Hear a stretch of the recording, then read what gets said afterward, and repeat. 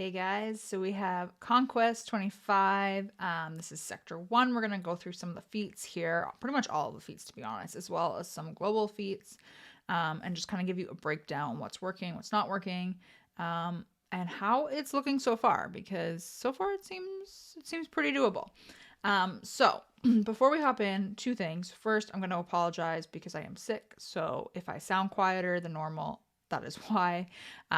But hopefully this all comes across relatively easy to understand and well. And then the second thing I'm going to point out is in my data mined video, the last one I did on Conquest, I completely gaffed and I was going to blame pregnancy brain entirely.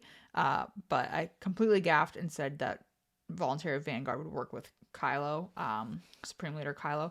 It won't. He's immune from taunt effects, which one of my patrons pointed out, thankfully, and corrected my error. So that won't work with him specifically. It will work with other strong characters that you want to put in the leadership. But the good news is the feat we have confirmed that you don't need the droids to live. You can just drag them along with whatever character. So it doesn't really matter if you use voluntary Vanguard or not, as long as you went with whatever strong character you have in that leader slot, or no leader slot if you want to double dip that way. Okay, so as per usual, let's look at the feats first for Sector 1, and then I'm going to show you some gameplay from my account as well as mostly from Professor X this time, of just different ways to get these feats done.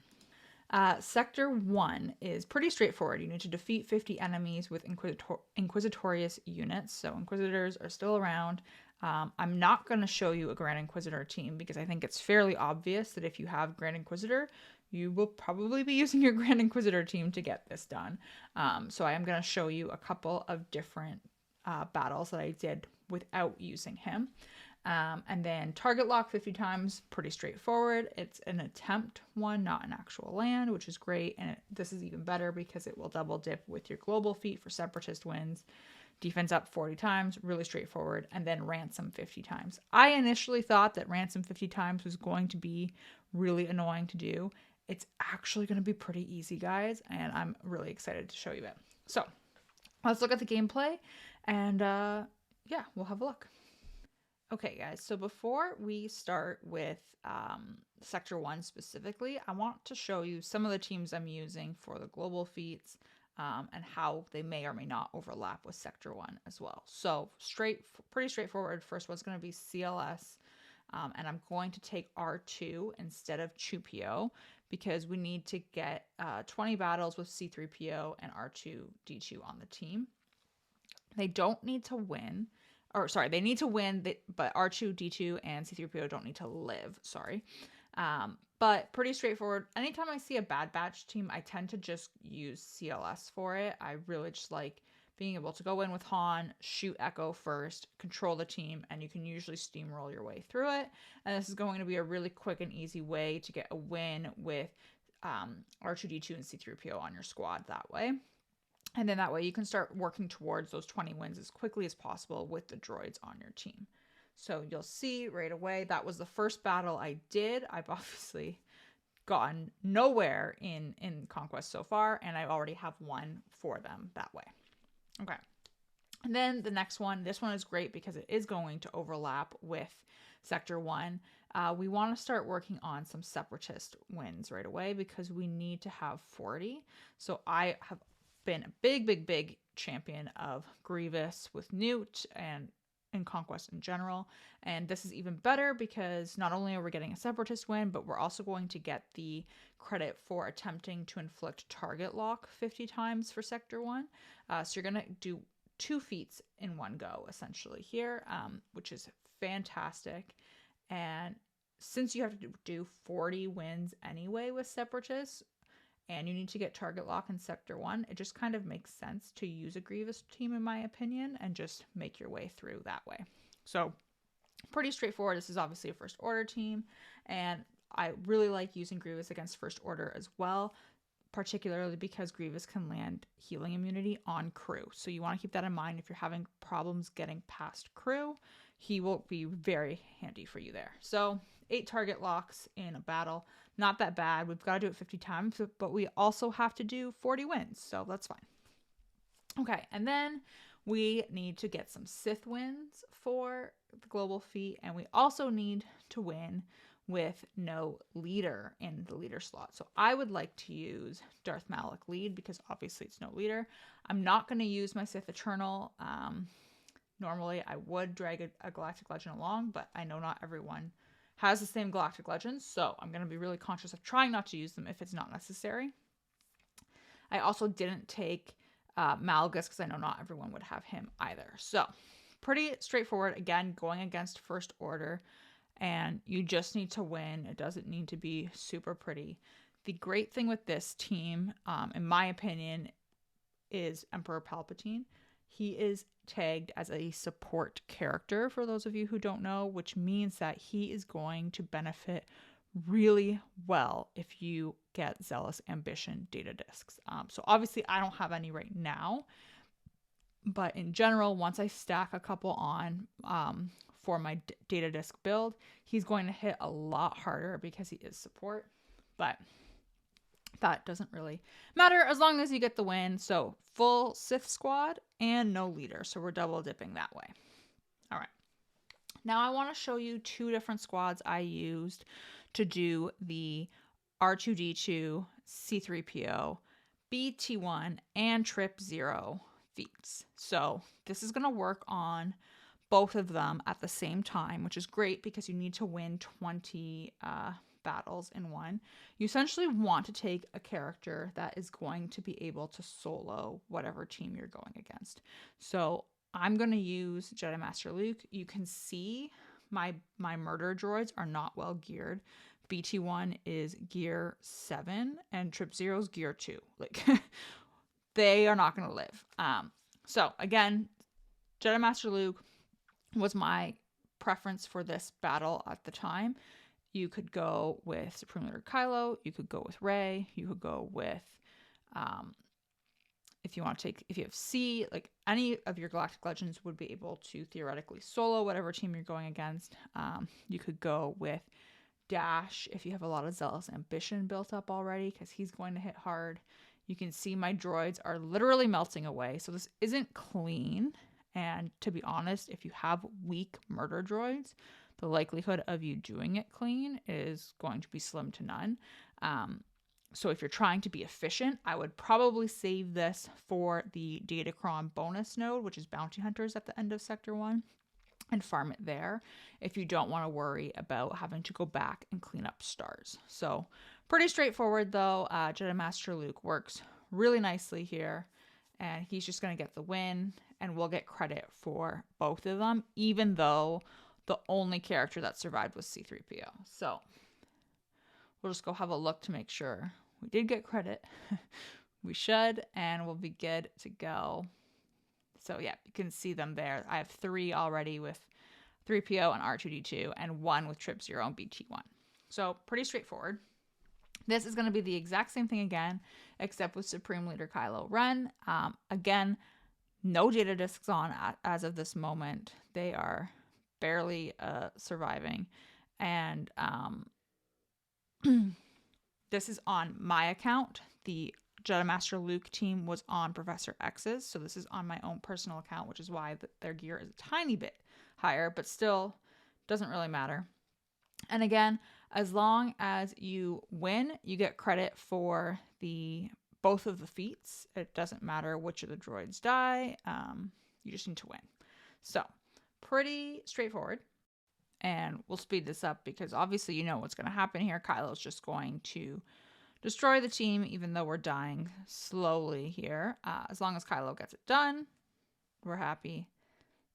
And we can get credit for getting the wins with all 4 droids just kind of being dragged along through the sector as you're making your way through it, which is fantastic in my opinion. So we've got credit for those there.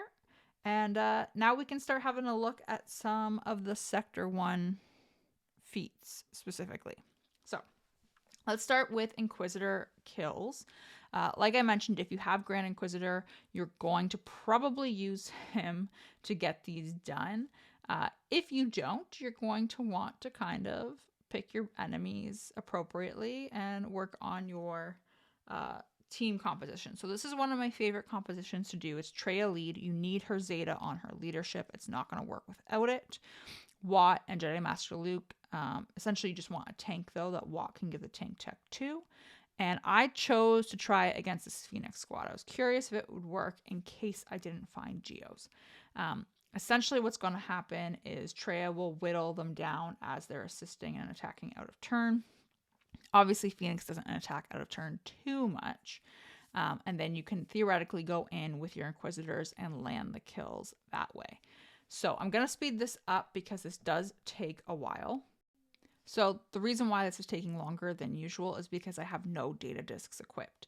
What I would recommend doing for this is stacking on Zealous Ambition discs. So you're going to want, I like to have at least 2, preferably 3, sometimes 4, depending on the quality. If you're finding blue ones, then you're laughing. You can get away with 2, 3 max. But what they'll do is they're going to boost your Inquisitor's damage because we're using specifically 5th Brother and 7th Sister.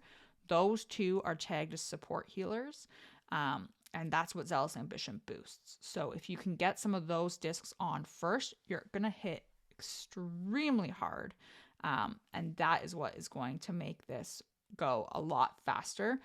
It also will go faster if you go against a Geonosian squad, which I'll show you in 2 seconds here. But essentially, you are just kind of burning the clock here. You don't want to get the kills with Jedi Master Luke if you can avoid it, which is why I'm just kind of using his first special there and wasting his turns as much as possible. And I just want to try and get the kills with the Inquisitors. Same thing with Traya. I want to try and just let her, be a wet noodle for lack of a better term and not land the kills if possible. The other great thing with using 5th and 7th specifically is every time 5th Brother takes a turn, 7th Sister is going to assist. So if you do have those Zealous Ambition discs equipped, 5th Brother is going to take a turn. He's going to hit harder than usual because of them. 7th Sister is going to assist on your target character and hit harder than usual as well. So you're more likely to land the kill that way. So pretty straightforward though. This is, like I said, against Phoenix, not optimal, but doable if you really, really had to. Okay. And then you can see that we got 7. We have 7 right now. And we're going to try it again against Geonosians. So their stamina is kind of all wonky because I've been using them. Geonosians are much better to go against if you can find a Geonosian squad to cheese with this comp. I wouldn't even really call it cheesing. You're just taking advantage of Traya's leadership. But you will see here that as they attack out of turn, they're depleting their health and protection. And then you can kind of just go in with your Inquisitors and get the kills that way. The other great thing about going against a Geonosian squad is you're going to get credit for 6 instead of just 5, as long as your Inquisitors get all of the kills. If you really wanted to toy with your food, you could let the Brood revive his Brute Alpha every chance he could, and get some more kills that way. But realistically, you can see they're all going into the red. So as soon as we get an AoE with 5th Brother again, it's going to be pretty much game over in terms of landing these kills. So again, wasting the turn with Jedi Master Luke because I don't want him to get a kill. And then we can start going in with the Inquisitors now that they're all really low health and getting kills with them instead. So pretty straightforward. Jedi Master Luke does steal 1, unfortunately, but we're still going to get a good chunk that way. So again, if you can find a Geonosian squad, I would probably do that one over Phoenix. Phoenix did kind of sort of work. So you have an option at least that way. And then that bumps us up to 12 since Jedi Master Luke stole 1. Okay, guys, so let's look now at really, really easy defense up 40 times. If you have been watching my Conquest videos before, you know what team I'm going to use. It is pretty much the only team I do defense up with. So you want Clone Wars Chewie lead, and then I just take 4 tanks. Any tank, doesn't really matter. We're going to go with Malak. I like to take Bosk occasionally. I like to take General Kenobi. Again, it doesn't really matter. You're just going to take 4 tanks and they're all going to gain defense up for you. You don't need to win. Chances of you... I have heard of people winning with Clone Wars Chewie Lead and these teams. Usually you just die a pitiful death, but you get credit for your 40 defense up. So let's speed this up. All right, so basically Clone Wars Chewie Lead is giving everyone defense up when they're hit, and they're just getting hit so many times. Even with them dying, like, they're killing the tanks off slowly here, which is fine, but we just keep getting defense up over and over and over again, that by the time you die your slow, painful death, you should have gotten 40 in one battle. There have been the occasional time where I've gotten like 35 or something and I have to do it again. But usually it's a one and done thing, and you can just kind of take your winnings that way and move on to the next feat and not have to worry about this anymore. So like I said, one and done, 5 key cards, and we're good to go. So that is defense up. Okay, so let's have a look here at Ransom, because I genuinely thought this was going to be difficult. And it's pretty straightforward. So I only have 1 right now. I tried this on a Karth Nest team and it didn't work as well as I was hoping it would, but this is the team that I am using at the moment, and I'll tell you about other teams that some people are using as well that are working, but this is the one that is working for me. So Jedi Master Luke lead, Watt to put the tank tech on Luke, Hermit Yoda, Hondo, because that's where you're getting Ransom, and Thrawn. Hermit Yoda and Thrawn are essentially just going to be giving Hondo assists or turn meter swaps, and I'm going against Rex lead clones here. So the idea is to get ability block on Echo if possible, because he's the one with the AoE. And if you did not catch it, my Hondo is only gear 7. He's 7 stars, but only gear 7. So all we're going to do with Thrawn is... I did Fracture just to kind of get around here because I really want to ability block Echo at some point.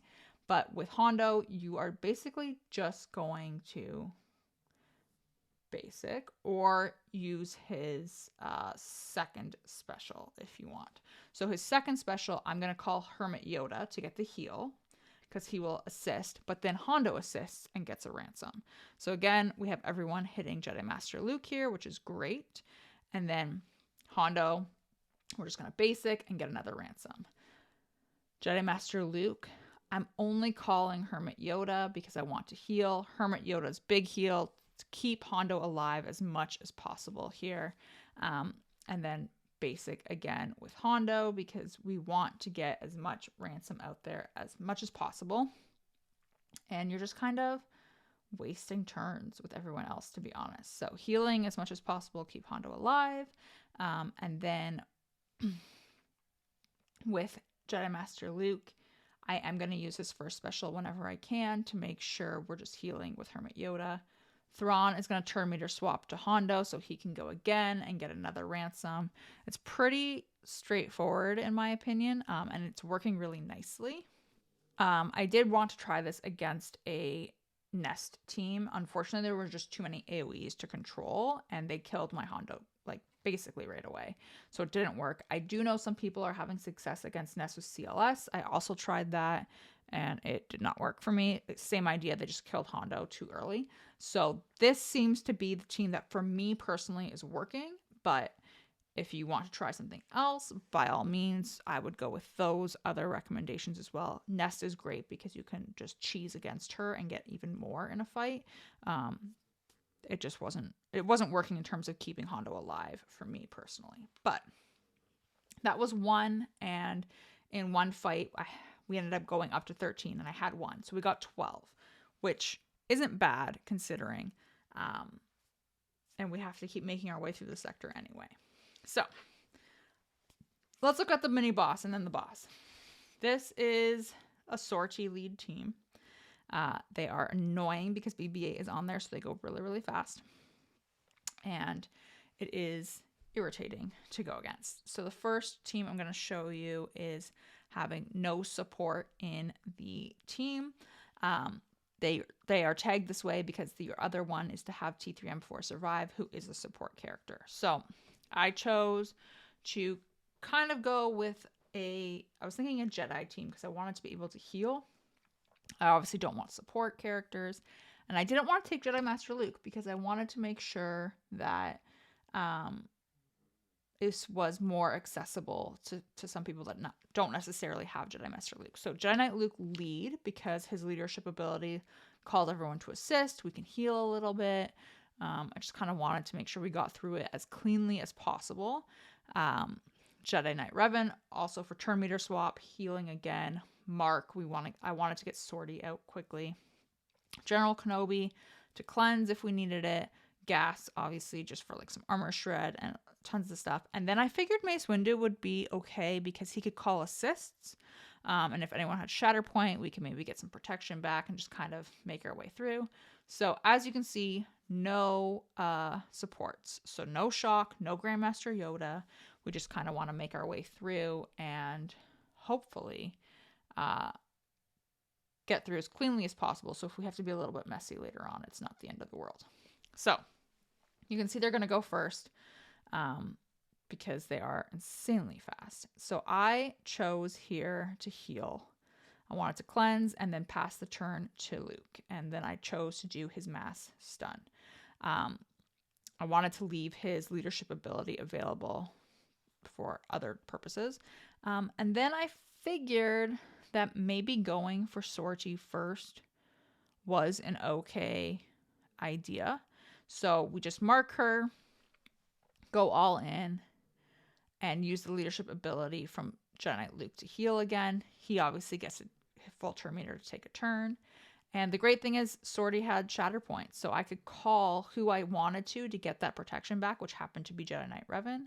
And once she is out of the picture, it's pretty smooth. You can kind of just make your way through.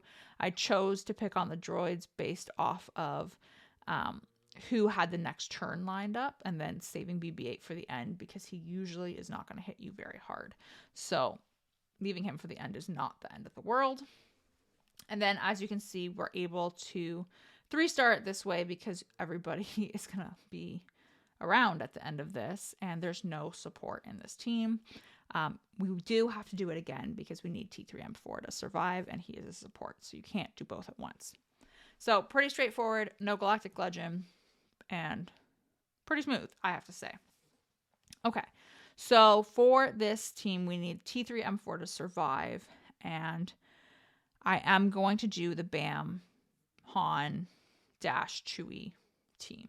This is kind of what I love for survival feats. The only discs I have equipped right now are 2 Zealous Ambition discs, and they are gray, so they're not even that amazing of Zealous Ambition.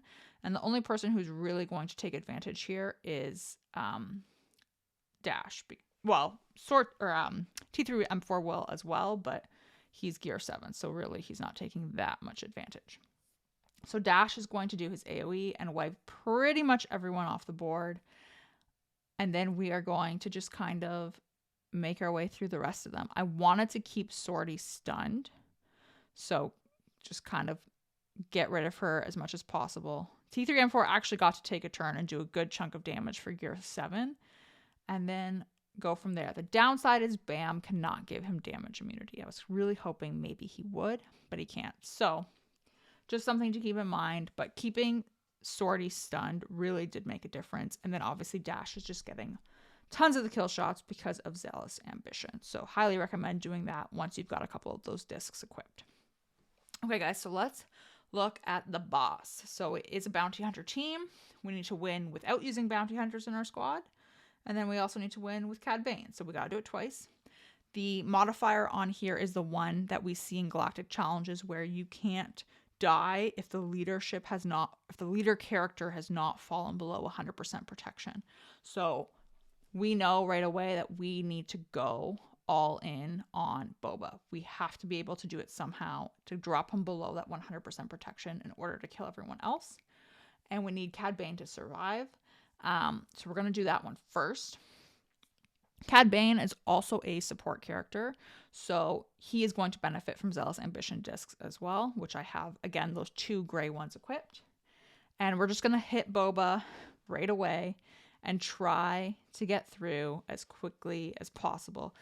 Obviously, the downside is that Chrysanthemum is taunting. So, as you can see, though, Dash just kind of wipes them. But the great thing with Bam here, since Cad is also a scoundrel as well, we can put damage immunity on him. So it's kind of even better if you do end up having a weaker Cad. I would recommend not going into Whistling Birds with Bam, just so that you can keep putting damage immunity on your Cad and then keep him around and get the kill shots off that way. Okay, so then we have to win without using bounty hunters in our squad. Obviously, you can do whatever team here as long as it's not bounty hunters. And I figured, why not double dip / triple dip? Because we can get this feat done. We can get a tick towards no leadership done. And we can get a tick towards 40 Sith wins done. So why wouldn't we just do that? So I went with Malak Lead. Again, did not want to use C because I know that not everyone has him. And then we're just going to get a Sith win this way as well. So again, Emperor Palpatine is a support character, so he's going to take advantage of the Zealous Ambition discs. And this is, it's mildly scary because there is no leadership ability, and we can't get around the taunt. That is a huge, huge factor here. Vader will be able to eventually, but just keep that in mind. So if that is something that you're going to be worried about, I would probably not go with Malak Lead and maybe only consider doing like a full Sith team to double dip that way, or Separatists, whichever. As soon as you can get Boba, though, below 100% protection, you're good to start killing everyone else on the team. I did want to get rid of Chrysanthemum just to get rid of that taunt. He's going to come back because of his kit. But then you can start making your way around the rest of the bounty hunters here and just killing them off one by one before going back to Chrysanthemum. And then just for transparency's sake, I'm not that concerned about Palpatine dying because we did already 3-star it with the Bam and Cad Bane team. So I'm really only concerned about getting the win at this point. And I feel like if you've already 3-starred it, you don't need to worry about being clean. If you are worried about being clean, then again, I would not do like a Malak Lead. I would try and do someone that can get around taunt that way. Just make sure you don't have bounty hunters in your lineup, and that will work out in your favor. And you can get the win, get credit for the feat, and then hopefully you're able to get credit for a global feat or 2 at the same time. Okay, guys, so that is it. That's Sector 1. Super, super straightforward with some global feats mixed in. Honestly, so far, everything feels pretty smooth. I've already started dabbling in Sector 2, and it feels pretty smooth there as well. So we'll have Sector 2 tomorrow for you, but hopefully this is helpful to kind of get you through some of these feats. And just general guideline, what I would recommend doing is not necessarily worry about getting these feats done while you're making your way through the sector. If you can, awesome. But if you need to go and collect discs to make some of these teams work, do that first. A lot of these feats, especially like the boss ones and stuff, they can be done at the end. You don't necessarily have to do them before you finish the sector. So prioritize getting your discs because that's going to help your weaker characters get some of these feats done if you need to use them. And then you'll be good to go, hopefully on your way to Red Crate. All right, guys, see you tomorrow.